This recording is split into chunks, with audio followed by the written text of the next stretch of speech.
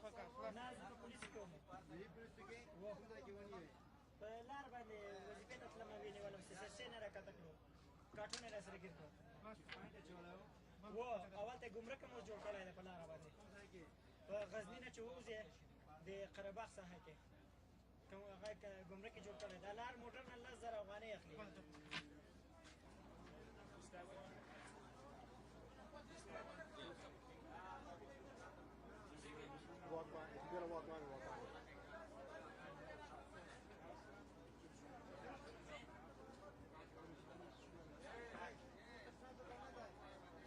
په وهلو اقرار راباندې وکړو معلومه زه یم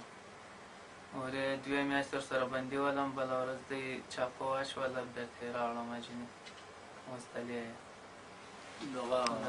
او پښې مې داسې دي په زنځیرانو 2 میاشتې مې زنځیران په پښو کې ولم نور بس